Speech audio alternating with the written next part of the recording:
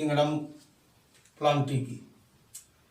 जैसा कि आप सभी को पता है कि किंगडम प्लांटी आर.एच. व्हिटेकर ने 5 किंगडम सिस्टम बनाया और इस 5 किंगडम सिस्टम के अंतर्गत इसे 4th नंबर पे रखा गया। पहले हम बात करते हैं Monera, second point Protista, then fungi और प्लांटी किंगडम। इसके बाद एनिमलिया। प्लांटी किंगडम यानी पादप जगत। अब सबसे बड़ी बात जो यहाँ पर आती है कि पादप जगत के अंतर्गत या किंगडम प्लांटी के अंतर्गत हम किसको किसको पढ़ेंगे। इसके अंतर्गत यानी इसमें कौन कौन से प्लांट्स, कौन कौन से पौधे आते हैं। कई बार बड़ा कंफ्यूजन रहता है हमको पढ़ते समय कि हम एल्गी कहाँ पे पढ़ें, फंजाई कहाँ पे पढ़ें, बैक्टीरिया कहाँ पे पढ़ें और other plants like pteridophyte, gymnosperm, angiosperm को कहाँ पर पढ़ें। तो सबसे पहले हम इस कंफ्यूजन को दूर करेंगे यहाँ पर।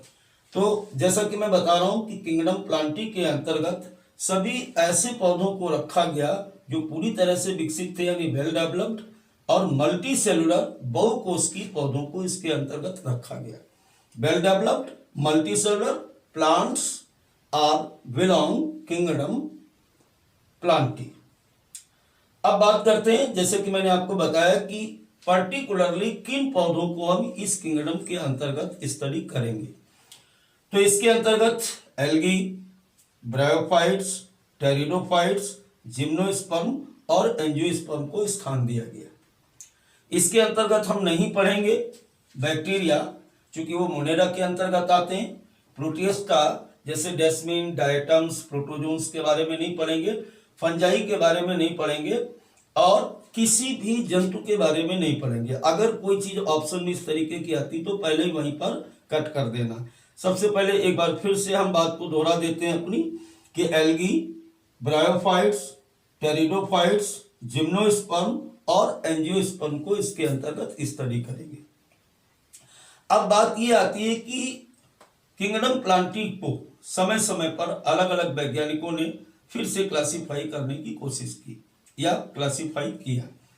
जैसे इसमें से हमारे अरिस्टोटल साहब, Carol Linnaeus, George Bentham, J D Hooker, Engler Prantl जैसे कई साइंटिस्ट ने इसे दोबारा फिर से क्लासिफाई किया। आइए बात करते हैं क्लासिफिकेशन सिस्टम। एनसीईआरटी में चैप्टर को यहीं से स्टार्ट किया गया है, क्लासिफिकेशन सिस्टम। तो basically 3 system are included in the kingdom Plantae. पादप किंगडम को या पादप जगत को वर्गीकृत करने के लिए 3 मुख्य वर्गीकरण प्रणालियां दी गई, जिसमें से पहला हमारा है आर्टिफिशियल सिस्टम ऑफ क्लासिफिकेशन, दूसरा है नेचुरल सिस्टम ऑफ क्लासिफिकेशन, तीसरा है फाइलोजेनेटिक सिस्टम ऑफ क्लासिफिकेशन।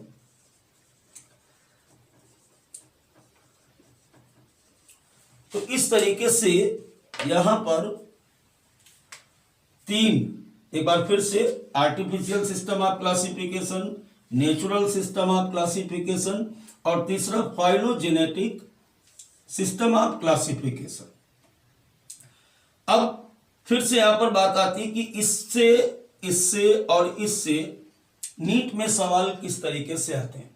सबसे बड़ी बात यही होती है कि हम इस बात पर फोकस करें कि हमारे जो क्वेश्चंस हैं वो किस तरीके से आएंगे। तो सबसे पहला क्वेश्चन पूछा जाता है artificial system classification is basis on the, तो this system is basis on the morphological characters of plants और the vegetative character of plant और एंड्रोसियम बेस्ड स्टडी और द पुमंग कह सकते हैं इसको हम, नरजननांग होते हैं किसी पौधे के, ये इसके बेसिस थे इस प्रकार के क्लासिफिकेशन की। एक बार फिर बात करेंगे कि इस प्रकार के सिस्टम का जो मुख्य बेसिस है वो है किसी भी पौधे के बाह्य लक्षणों पर आधारित था। बाह्य लक्षणों के अध्ययन को यह मॉर्फोलॉजी कहते हैं। वेजिटेटिव कैरेक्टर्स को भी इसमें बेसिस किया गया और सेम टर्म कह सकते हो, मॉर्फोलॉजिकल कैरेक्टर और द वेजिटेटिव कैरेक्टर्स। और एंड्रोसियम जो कि किसी भी एंजियोस्पर्म प्लांट के मुख्य रूप से नरजननांग होते हैं, उसको इसके अंतर्गत बेसिस बनाया गया। अब दूसरा क्वेश्चन क्या आ सकता है यहां पर कि इस प्रकार के क्लासिफिकेशन को किसने दिया? आपको सीधे सीधे मिलेगा एरिस्टोटल एंड लिनियस। तो दो चीजें यहां पर आपको ध्यान रखनी, दो साइंटिस्ट के नाम आपको याद रखने हैं कि artificial classification was given bye mister Aristotle and Linnaeus. लेकिन इस प्रकार का क्लासिफिकेशन बहुत देर तक नहीं चल पाया। न चल पाने का जो कारण था वो मुख्य रूप से यही था कि इसमें, जैसा कि मैं ऊपर बात कर रहा हूं कि किसी भी पौधे के बाहरी लक्षणों को बेस बनाया गया था और बाहरी लक्षण अलग अलग स्थान पर अलग अलग होते हैं। चूंकि इन पर किसी भी पौधे पर, किसी भी जंतु पर, किसी भी ऑर्गेनिज्म पर इन्वायरमेंट का जो इफेक्ट होता है बहुत अधिक होता है। यानी इन्वायरमेंट चेंज होने के साथ साथ लक्षण चेंज हो जाते हैं और लक्षण जब चेंज हो जाएंगे तो पर्टिकुलरली किसी क्लासिफिकेशन के अंतर्गत वो चीज गलत हो जाएगी, क्योंकि वही पौधा दूसरी जगह दूसरे मॉर्फोलॉजिकल कैरेक्टर दे रहा है और वही पौधा जब दूसरी एनवायरनमेंट में उगाया जाता है तो दूसरे प्रकार के लक्षणों को शो करता है। इनिशियल सिस्टम ऑफ क्लासिफिकेशन के बाद अब हम बात करेंगे नेचुरल सिस्टम ऑफ क्लासिफिकेशन की। फिर वही दो क्वेश्चन आपके सामने, जैसे कि मैंने पहले बताया था कि नीट में इस टॉपिक से आज तक 3 तरीके के क्वेश्चन ही पूछे जाते हैं। पहला कि this type classification was given bye, just like this type classification basis on the. तो इन दो स्टूडेंट्स इसको हमेशा ध्यान रखना कि इन 2 पॉइंट्स को, यानी ज्यादा पढ़ने की जरूरत नहीं, केवल आप 2 क्वेश्चंस पर फोकस करेंगे मेनली। तो natural system of classification that is based on the external plus internal.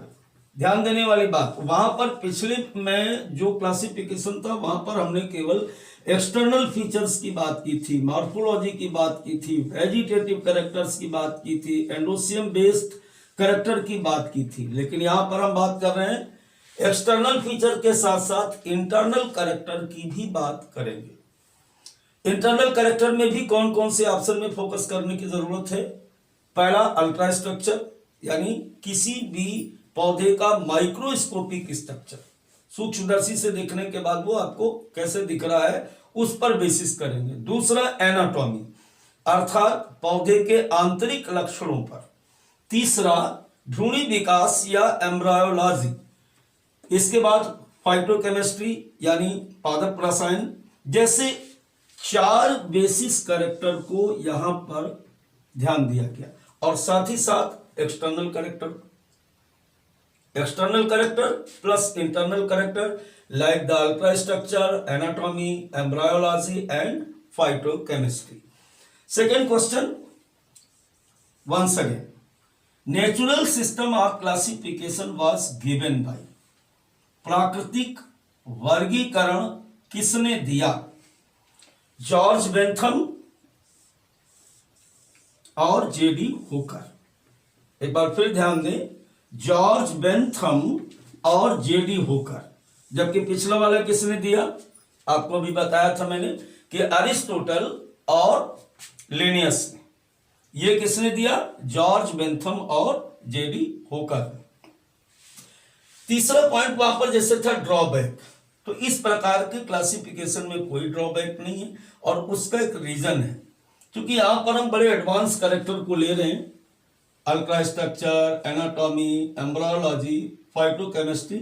लेकिन ये सिस्टम मोस्ट एक्सेप्टेबल क्लासिफिकेशन नहीं है। आज भी इसका हम प्रयोग करते हैं कुछ जगह पर, सभी जगह पर इसका प्रयोग नहीं किया जाता है। अब हम तीसरे प्रकार की क्लासिफिकेशन सिस्टम की अगर बात करें तो वो होता है फाइलोजेनेटिक क्लासिफिकेशन।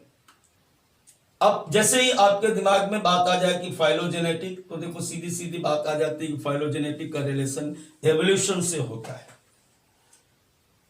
तो इस प्रकार का जो सिस्टम ऑफ क्लासिफिकेशन है, इसमें सबसे बड़ी बात जो थी वो जैव विकासी संबंधों को प्रदर्शित किया गया या उसके आधार पर एक समूह बनाए गए, वर्ग बनाए गए क्लास बनाए गए जिसके आधार पर सभी प्रकार के पौधों को क्लासिफाई किया गया। सबसे बड़ी बात इस प्रकार के क्लासिफिकेशन की थी एवोल्यूशन या evolutionary relationship belonging to the same taxa have common ancestors, यानी इस पर इस बात का ध्यान दिया गया कि मुख्य रूप से एक ही पूर्वज से उत्पन्न होने वाली संतानें समान लक्षणों को रखती हैं, उस आधार पर इसको वर्गीकृत किया गया। फिर इसमें जो दूसरा सबसे बड़ा क्वेश्चन पूछा जाता है कि फाइलोजेनेटिक क्लासिफिकेशन किसने दिया। तो फाइलोजेनेटिक क्लासिफिकेशन देने वाले साइंटिस्ट का नाम है एंगलर, प्लेंटल, हॉचिंसन और तख्ताजन। तीन लोगों ने दिया इसको, एंगलर, प्लेंटल, तख्ताजन और हॉचिंसन ने। तीसरी बात, एक बहुत ही छोटा क्वेश्चन पूछ देते हैं कई बार कि इन तीनों प्रकार के वर्गीकरण में सबसे ज्यादा स्वीकार किया जाने वाला वर्गीकरण कौन सा है, यानी most acceptable classification system is. अब उसमें सारे ऑप्शन दे रखेंगे, जैसे कि आपका फाइलोजेनेटिक क्लासिफिकेशन, जैसे कि आपका नेचुरल सिस्टम ऑफ क्लासिफिकेशन, जैसे कि आर्टिफिशियल सिस्टम ऑफ क्लासिफिकेशन। इन सभी में आपको मैं बार बार बता रहा हूं कि सबसे ज्यादा मान्य या सबसे ज्यादा बार इससे प्रयोग किया जाने वाला जो सिस्टम होता है वो है phylogenetic system of classification. Topic number 2 यानी branches of taxonomy. Branches of taxonomy की बात करें तो ये 3 हैं, बेसिकली नीट के अकॉर्डिंग, नीट के सिलेबस के अकॉर्डिंग, एनसीईआरटी बुक के अकॉर्डिंग, न्यूमेरिकल टैक्सोनॉमी, साइटोटैक्सोनॉमी और कीमोटैक्सोनॉमी। Numerical taxonomy, cytotaxonomy, कीमोटैक्सोनॉमी। अब एक एक करके अगर हम बात करें तो सबसे पहले बात करते हैं न्यूमेरिकल टैक्सोनॉमी की।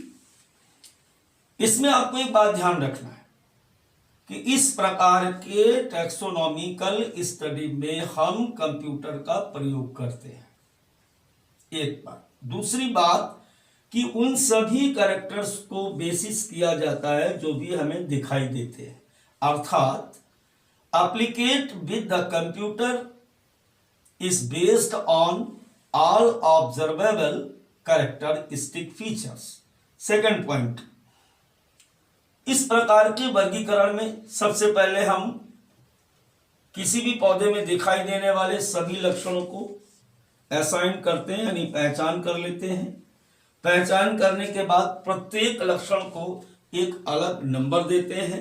नंबर देने के साथ साथ उसको एक कोड दिया जाता है और कोड और नंबर के साथ उसे हम डेटा के रूप में स्टोर कर लेते हैं। यानी सेकंड पॉइंट हमारा जो है इसमें कि number and code are assigned to all the characters and data are then processed.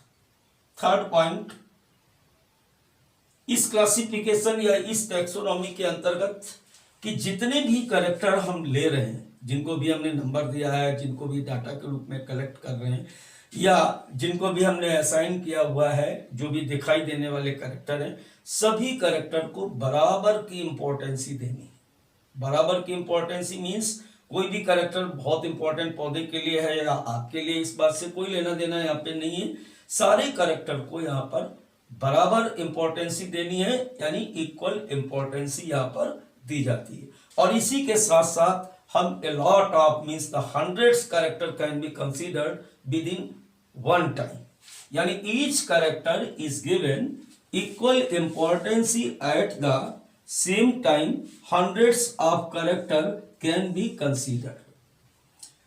अब हम बात करते हैं साइटोटैक्सोनॉमी, यानी दूसरे प्रकार की टैक्सोनॉमी ब्रांच की। जैसा कि आपको नाम से ही लग रहा होगा, साइटो यहां पर शब्द का प्रयोग किया गया, इट्स मीन कोशिका। कोशिका की बात की गई।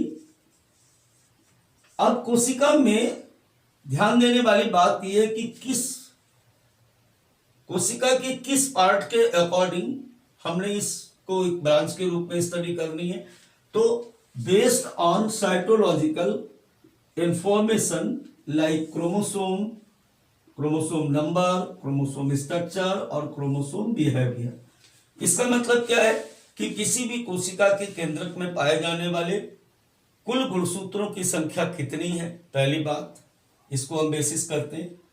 दूसरा कि वो क्रोमोसोम किस प्रकार के बने, यानी उनका स्ट्रक्चर किस प्रकार का है। और तीसरी बात कि क्रोमोसोम का बिहेवियर इन द सेंस कि कौन सा क्रोमोसोम किस प्रकार के कैरेक्टर को अगली जनरेशन में ले जाता है, या कोशिका के अंदर किस प्रकार के बिहेवियर को शो करता है, इसको हम बेसिस करते हैं। तो यहाँ पर बेसिकली हमारा एक ही क्वेश्चन बनता है कि साइटोटैक्सोनॉमी बेस्ड ऑन द। अब अगर हम तीसरे की बात करें, तीसरे की अगर बात करते हैं तो कीमोटैक्सोनॉमी। फिर एक बार आप ध्यान दें, कीमो का मतलब यहां पर रसायन से है, केमिकल से है। तो जब भी हम किसी पौधे का क्लासिफिकेशन करते हैं तो सबसे बड़ी बात वहां पर हमें क्या ध्यान रखनी, केमिकल नेचर्स के बारे में ध्यान रखना है। कोशिका के या उस प्लांट में जो कॉन्स्टिट्यूएंट्स हैं, उस पौधे में किस विशिष्ट प्रकार के कोई रसायन पाए जाते हैं, इसके आधार पर हम पौधों को क्लासिफाई करते हैं। बेसिकली यहां पर हम ध्यान देते हैं तो chemical constitution of the plant like the DNA sequence, chemical nature, उसमें पाई जाने वाली प्रोटीन्स, क्रिस्टल या एरोमेटिक कंपाउंड्स वगैरह को इसमें विशेष रूप से ध्यान दिया जाता है।